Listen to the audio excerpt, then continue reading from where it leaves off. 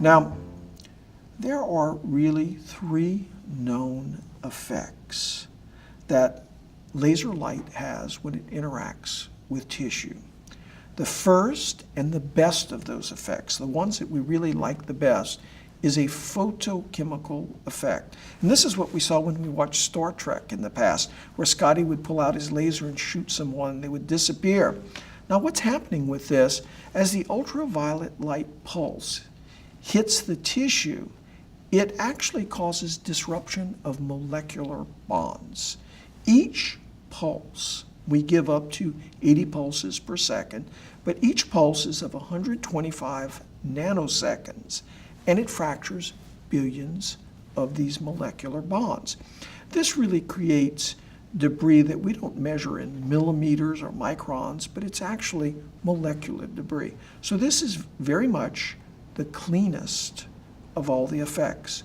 But herein lies one of the most important parts about using a laser. I've mentioned we can give up to 80 pulses per second, and each of those pulses is of 125 nanoseconds. So we know two things are happening. One, even at the highest repetition rate, which is 80, the laser is off 99% of the time and only firing about 1% of the time. Secondly, if we do the mathematics, each pulse can penetrate roughly 100 microns. We're giving 80 pulses per second. So if we convert this to millimeters, we can only photochemically ablate 0.8 millimeters a second. And herein lies the single biggest problem in terms of training physicians to use the laser. You must advance it very, very slowly. If it is advanced quickly, it does not have the best effect, which is this photochemical effect. Now, the second effect of excimer laser is actually a photothermal effect. If I were to take the ultraviolet lasers and put them in saline and turn them on, there's no heat whatsoever. But that's not totally true in the human body when we use it. And the reason this is not totally true is this energy is absorbed by the proteins, predominantly nuclear proteins, and it is shared as microwave energy or vibrational energy with surrounding molecules, the most prevalent of which is water. And this actually creates a steam bubble.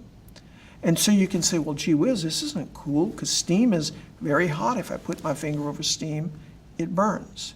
Yet I can tell you experiments have shown that we never see catheter tip temperatures exceed 50 degrees centigrade. How is this achieved? Well, it has to do with heat sink. And it's a very important physics phenomenon to understand. If I were to take a candle and light that candle and put my finger above the candle, I would burn my finger.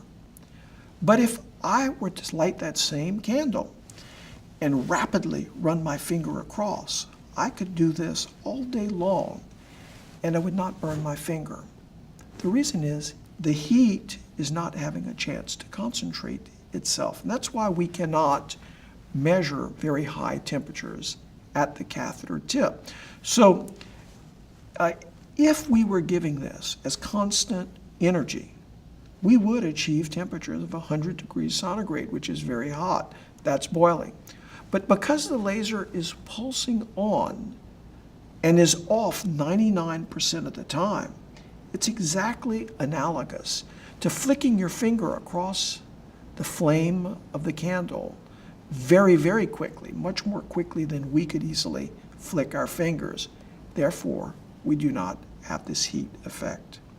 And then there is a third effect of laser, and this is the photomechanical effect. Now, this is a direct result of the photothermal effect because we get a vapor bubble, and this vapor bubble expands and collapses, and we can use this to sweep away debris. But we know the following. We know that if we summate all the effects of laser, photochemical, photothermal, and photomechanical, all summated together, we still cannot ablate any faster than 1 millimeter per second. So it is crucial to understand when using the laser to go slow. And I tell people the first 3 rules of laser are slow, slow, and slow. Because I think more than anything else, these are crucial issues that people have to pay attention to. Now, where do I use this? Well, I like to think of things in simple terms. And I use this for plaque and tissue vaporization, which I view as a contact phenomenon. This is as the laser contacts those tissues. I use it for thrombectomy, which is both a contact and a vapor bubble phenomenon. I use it for lead removal, and I think unequivocally now data is supporting that this is the most effective way to remove damaged or infected pacemaker leads. And I use it for crossing total occlusions. In the coronaries, I use it when a guide wire crosses, nothing else will follow. And in the periphery, I often use so-called step-by-step technique, where I will actually lead with the catheter to actually cross totally occluded vessels. We're relying on the phenomenon of a relatively straight segment of vessel and this device finding the true lumen.